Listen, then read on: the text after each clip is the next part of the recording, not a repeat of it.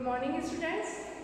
Today we are going to start Geography chapter 4, Transportation, Communication and Foreign Trade.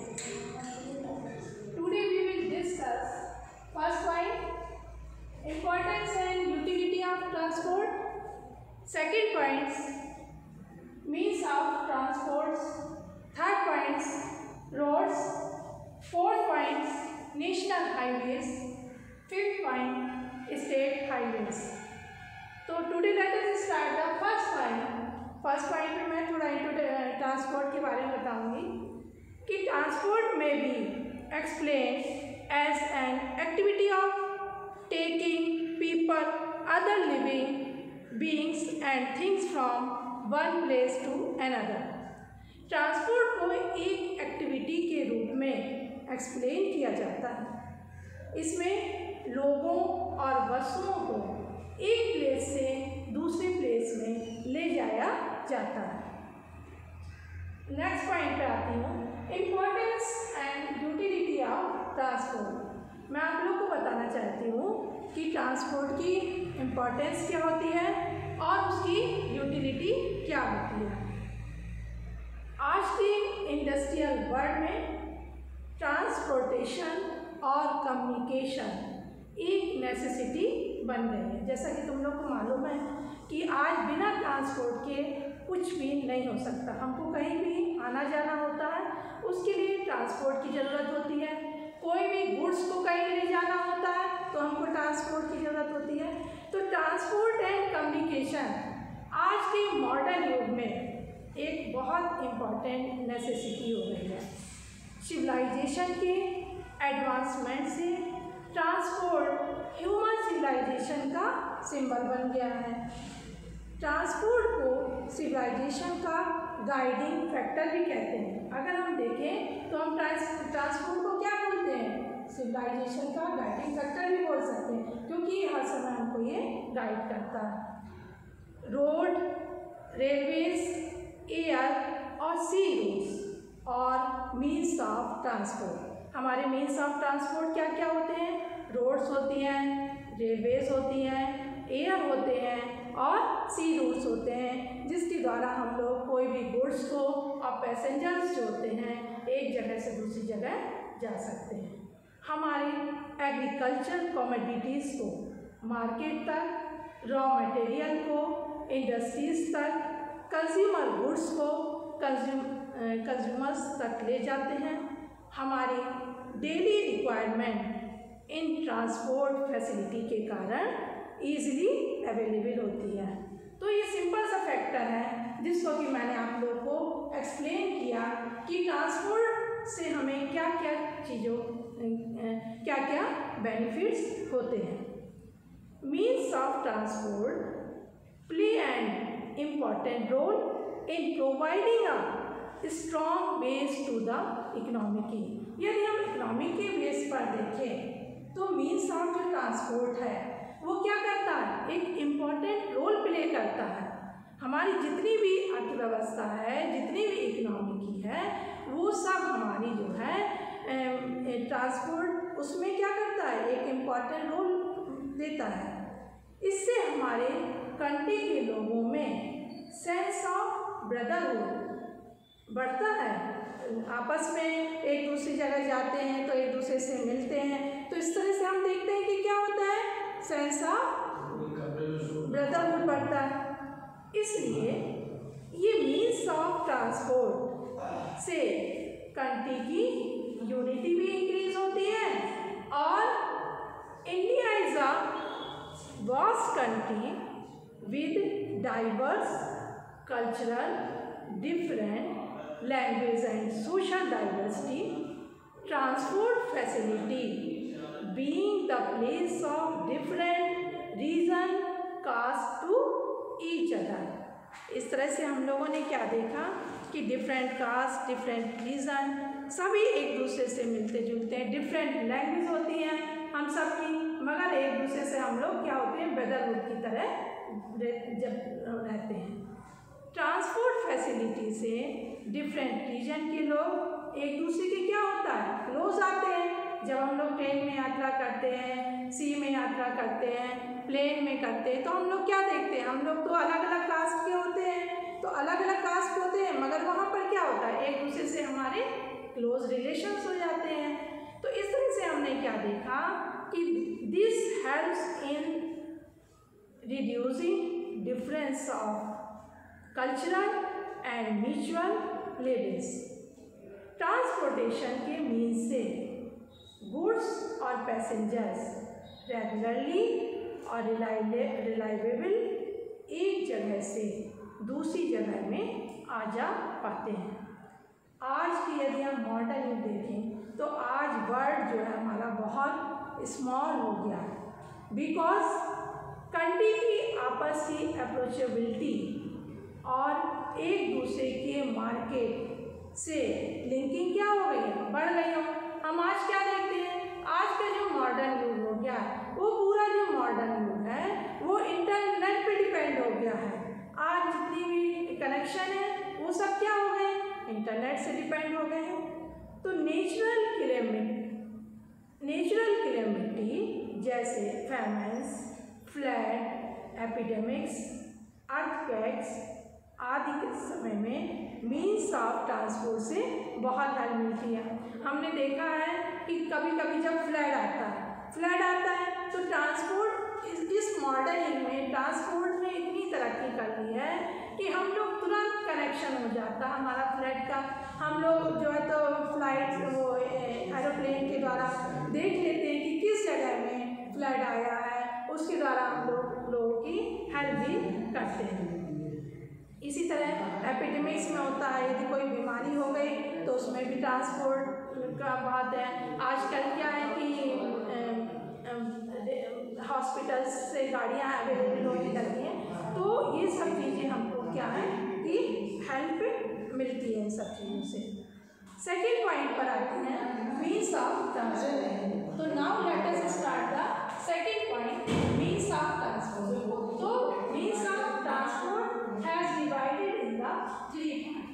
First part कौन सा, means of transport का land transport. Land transport मतलब जमीन में जो भी चलने वाले ट्रांसपोर्ट होते हैं उनको हम क्या बोलते हैं, लैंड ट्रांसपोर्ट बोलते हैं। सेकेंड पार्ट है हमारा वाटर ट्रांसपोर्ट, पानी में चलने वाले जो भी ट्रांसपोर्ट होते हैं उनको वाटर ट्रांसपोर्ट बोलते हैं। और थर्ड पॉइंट में हमारा एयर ट्रांसपोर्ट, मतलब हवा में जो भी चीज़ें चलती हैं तो उसको हम क्या बोलते हैं, एयर ट्रांसपोर्ट। तो land transport has divided into two parts, road and railways. Land transport में दो चीज़ें आती हैं, फर्स्ट आता है रोड, सेकेंड आता है railways. Water transport divided into three parts, international waters, inland water routes और shore side routes। Air transport में टू पार्ट्स आते हैं, inland एयरवेज और international Airways.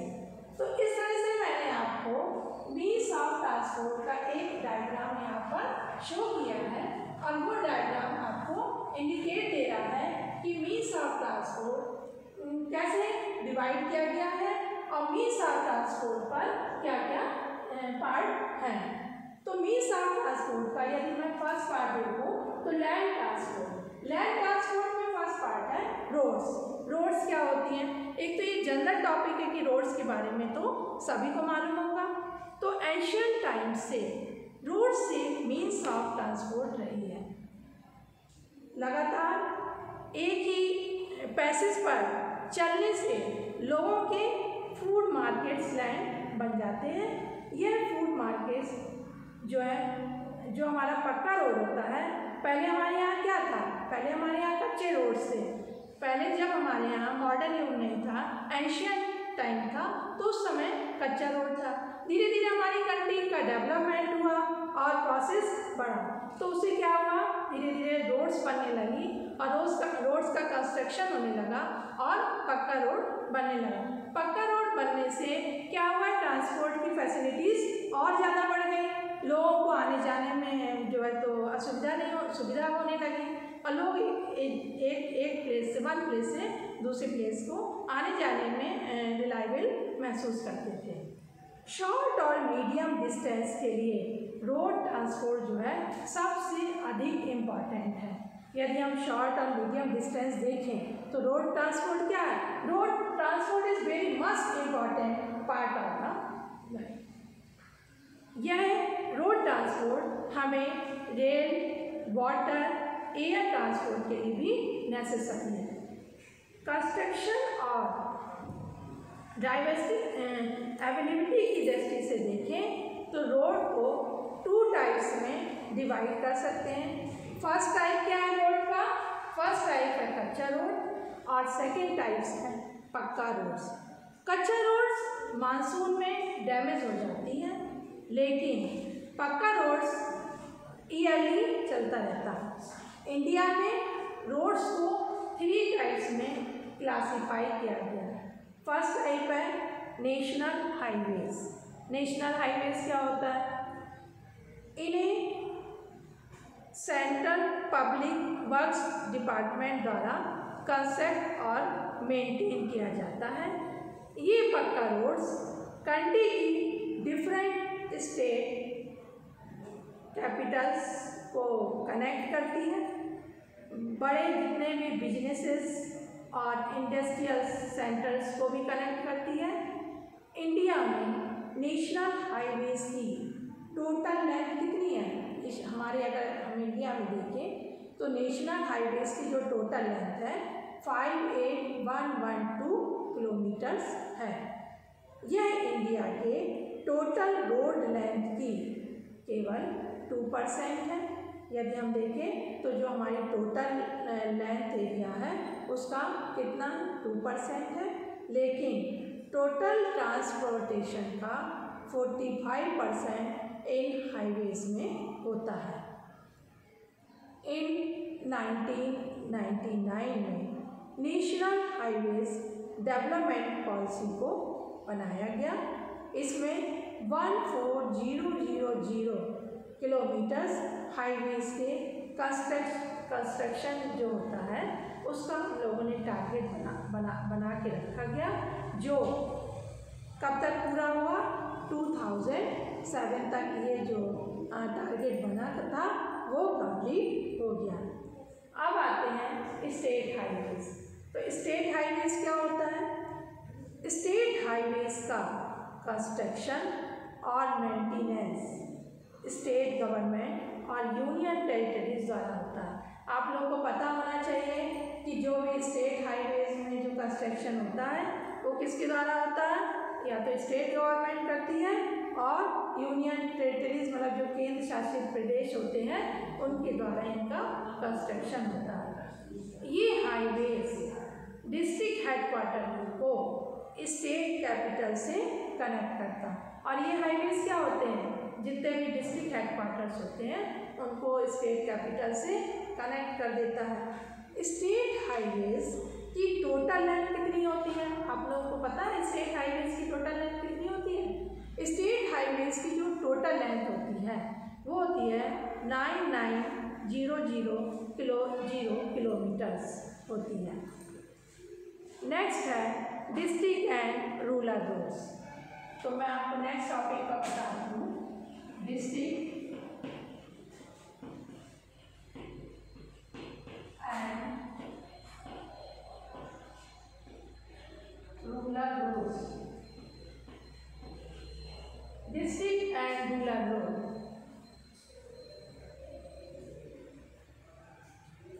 District and rural roads का क्या मतलब होता है? डिस्ट्रिक्ट मीन्स जिला और रूरल मीन्स मतलब जो गांव की जो रोड्स होती हैं वो होती हैं। ये कच्चा और पक्का रोड्स टाउन और विलेजेस को, पक्के रोड्स और विलेजेस और टाउन को डिस्ट्रिक्ट तक जोड़ते हैं। क्या करते हैं ये लोग? कनेक्ट करते हैं। यह रोड्स जिला परिषद द्वारा स्टेट गवर्नमेंट के डायरेक्शन से बनाई जाती है। यह जो रोड बनाई जाती है ये किससे बनाई जाती है? स्टेट गवर्नमेंट के डायरेक्शन से बनाई जाती है। तो इस रोड्स की जो टोटल लेंथ होती है, डिस्ट्रिक्ट एंड रूरल रोड्स की जो टोटल लेंथ होती है वो कितनी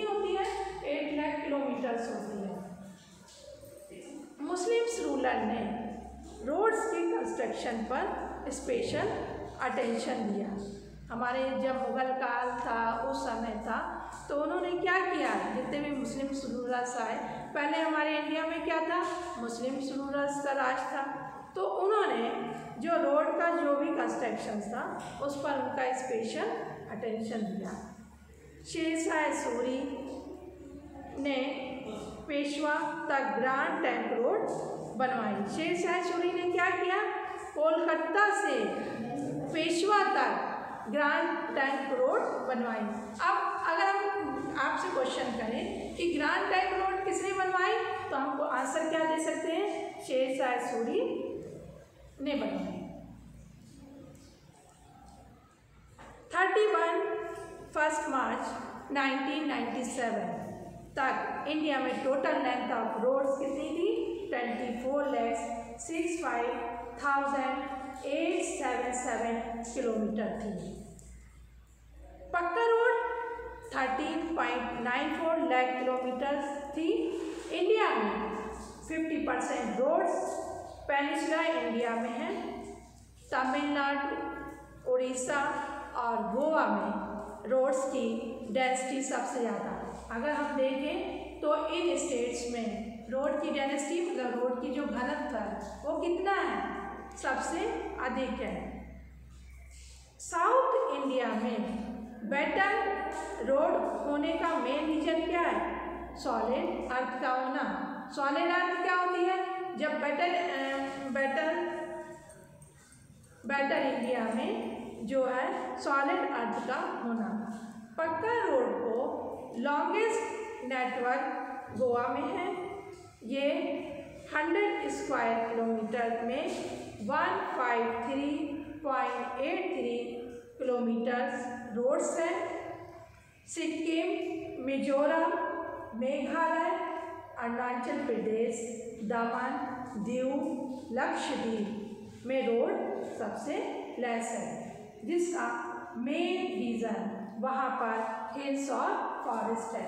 तो हमने आपको कुछ एरिया बताया कि वहाँ पर रोड का काम होना क्यों है। रोड काम क्यों है, क्योंकि ये क्या थे, हिली एरियाज थे, तो रोड काम हो गए, रोड का काम होना है। और ये हिली एरियाज कौन से हैं, सिक्किम है, मिजोरम है, मेघालय है, अरुणाचल प्रदेश है। रूरल एरियाज में prime minister village road development scheme के तहत रोड को बनाया जा रहा है। जितने भी हमारे रूरल एरियाज हैं वहाँ पर क्या स्कीम चल रही है, वहाँ पर जो स्कीम चल रही है वो prime minister village road development की स्कीम चल रही है, और उसके अकॉर्डिंग वहाँ पर जो रोड बनाई जाती है। इस स्कीम में क्या होता है, इस स्कीम में ऑल विलेजेस जहाँ पॉपुलेशन 500 से अधिक है उन्हें बड़ी रोड से, जितनी भी लॉन्ग रोड्स हैं उनसे कनेक्ट किया जा रहा है। नॉर्थ और नॉर्थ ईस्ट एरिया से कनेक्शन किया जा रहा है, और नॉर्थ और नॉर्थ ईस्ट एरिया में रोड के डेवलपमेंट के लिए बॉर्डर रोड ऑर्गेनाइजेशन को मई 1960 में सेटअप किया गया। तो ये पॉइंट आप लोग याद रखिएगा कि रोड के डेवलपमेंट के लिए बॉर्डर रोड ऑर्गेनाइजेशन जो था वो मई 1960 में सेटअप किया गया। कभी भी ये क्वेश्चंस पूछा जा सकता है आपके पेपर में। इस ऑर्गेनाइजेशन ने मनाली से लेह तक रोड कंस्ट्रक्ट की। यह वर्ल्ड की हाईएस्ट रोड है। अगर ये क्या है, वर्ल्ड की हाईएस्ट रोड है, इसको भी आप लोग नोट डाउन कर लीजिए और अपने माइंड में सेट कर लीजिए कि ये वर्ल्ड की हाईएस्ट रोड है। यहाँ पर एवरेज हाइट कितनी है, 4270 मीटर्स। इस ऑर्गेनाइजेशन ने आज तक 316061 किलोमीटर्स रोड कंस्ट्रक्ट की है।